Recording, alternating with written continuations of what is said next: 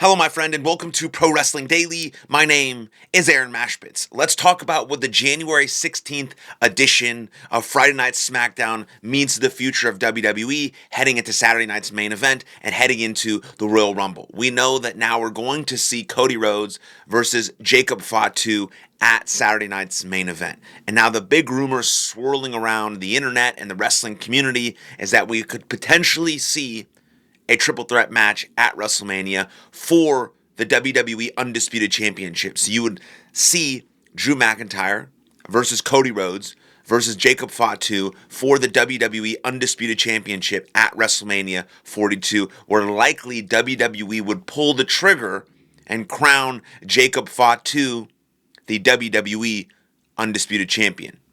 Interesting move. I do think out of everyone that hasn't won the world title yet, LA Knight, Sami Zayn, Matt Cardona, right, Jacob Fatu, all these people that some WWE fans are really inclined to think should be a world champion or a WWE champion. I don't think many fans are yet sold on Matt Cardona, since many of the WWE fans are not indie wrestling fans, where Matt Cardona really thrived over the last 5 years. They still remember him as woo Zack Ryder, so he does have to reinvent himself, which is interesting, in fact, because of that. He already lost to Trick Williams on Friday Night SmackDown. Now Trick Williams is headed to the Fatal 4-Way match. So it's interesting that WWE brings him back. He reinvents himself. Last week when he comes back, he talks to Cody Rhodes. He says he's coming after the WWE Undisputed Championship. Then Cody Rhodes loses the title. Then on the next week, Matt Cardona, quote unquote, Zack Ryder, then loses as well. So it doesn't really build him momentum. So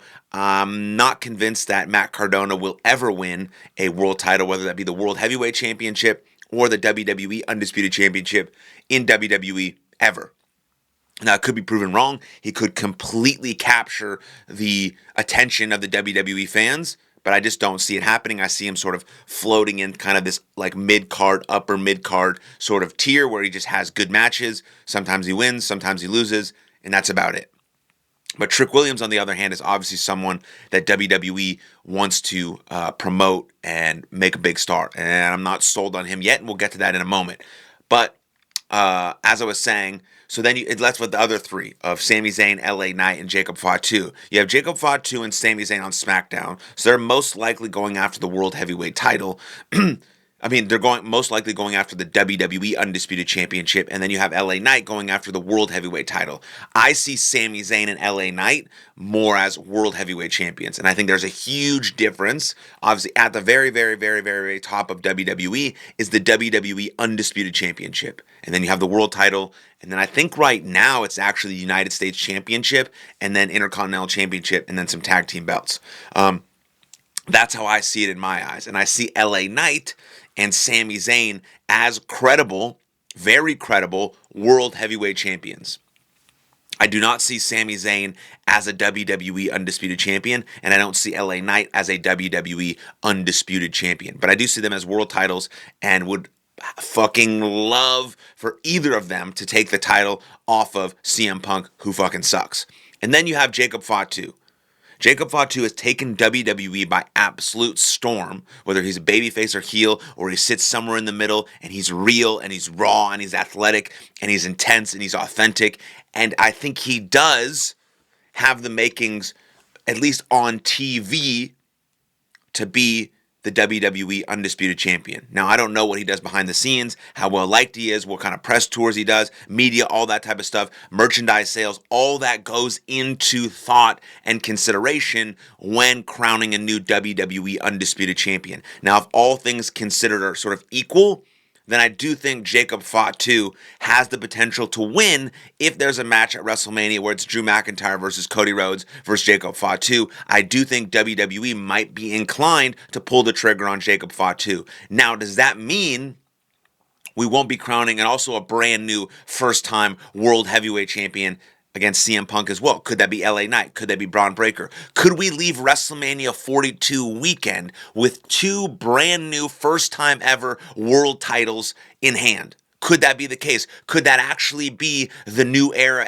of WWE that Triple H keeps talking about over and over and over again? He said there's going to be a new era of WWE about 25 times in the past year. Well, it could be this actually after WrestleMania 42 if Braun Breaker or LA Knight beats CM Punk for the world title, their brand new first-time champion. If Jacob Fatu beats Drew McIntyre and Cody Rhodes, he's a first-time champion. Now we have two first-time champions at the top of the company. That could be the actual new era of WWE. But anyways, so now we're going to see Jacob Fatu versus Cody Rhodes at Saturday night's main event. Great.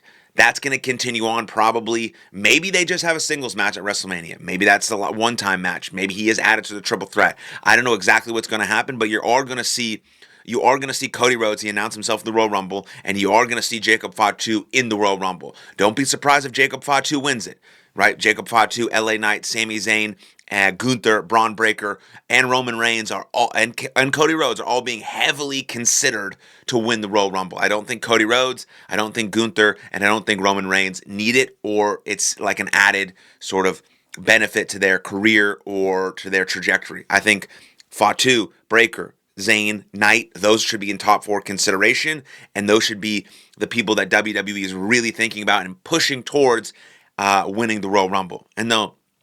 So that's important information. And then also on Friday Night SmackDown, you saw sort of number 1 contendership matches. Now you're going to see this fatal 4-way at Saturday night's main event between Priest, Orton, Sami Zayn, and Trick Williams. Again, I'm not sold on Trick Williams. I was not sold on Trick Williams after his debut match.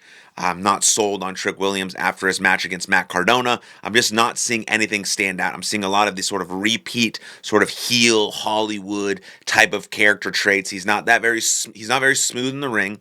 He's not very smooth in the ring, but he is very charismatic. He's big, right? He has a good presence. And SmackDown freaking ended with Trick Williams. So you can see how much WWE thinks of him. I do not think that Trick Williams will win the Fatal 4-Way match at Saturday night's main event. I think Sami Zayn will win that match. And you'll see Sami Zayn versus Drew McIntyre for the WWE Undisputed Championship in Saudi Arabia at the Royal Rumble, which does, I think, exclude Sami Zayn from being in the Royal Rumble. Potentially, he could do both, because the Royal Rumble is going to be the main event. That the championship match will be before that. So he could be in both. He could lose that match. Fans are going to be upset because they love him in Saudi Arabia. Then he goes back into the Royal Rumble and then wins the Rumble. Now, I don't think it's going to happen. I think Sami Zayn is going to lose to Drew McIntyre, and he's going to lose in the Royal Rumble. And I think they're probably going to give it to Braun Breaker or Jacob Fatu, which are the real big stars coming out of are going to be the real big stars of 2026. Braun Breaker on Raw and Jacob Fatu on SmackDown. I don't think Randy Orton's going to win that Fatal 4-Way. I certainly don't think Trick Williams is going to win. Damian Priest might win just so that Sami Zayn can focus on the Royal Rumble. You know, there's a story there that he didn't get the Fatal 4-Way. He's not going to wrestle there. He's got to find another way to get to the WWE Undisputed Championship, so it has to be the Royal Rumble. And it's good for Drew McIntyre to kind of just beat Damian Priest for his first title defense. So those are some possible situations that might happen there. And again, I'm not sold on Trick Williams. I need to see more, better, crisper, sharper in-ring performances from him before I believe he can be a world champion. And then this whole Kit Wilson phenomenon, we'll see what happens, what kind of reaction Kit Wilson gets when he gets back into the States. Because people are seeming to sort of really vibe with what he has going on. I'm not really sure if I love the whole toxic masculinity thing, since that is really was in our culture a lot, and it had a detrimental effect to a lot of young men. So maybe he's playing off of that, and then maybe that'll be a good thing that he's doing. I don't know. I'm not sold on his character. I'm not sold on him as the WWE superstar that he is, but I can be convinced over time, so we'll see. Seems like the fans in London really, really liked him. He is from that country. I don't know exactly where he's from in there, but it also seemed like they really liked Trick Williams, but I'm not sold on both of those competitors, but I do think in 2026, they will be big-time players on SmackDown, along with Jacob Fatu and potentially Matt Cardona as sort of the new stars of the SmackDown 3-hour era that we're seeing. So those are my thoughts and reactions about how the January 16th edition of Friday Night SmackDown will impact everything moving forward. Saturday night's main event, Royal Rumble, and potentially WrestleMania. So let me know what you think in the comments down below. I'd absolutely love to hear from you. Then like this video, subscribe to the channel, and I'll see you guys next time. Lots of love. Cheers.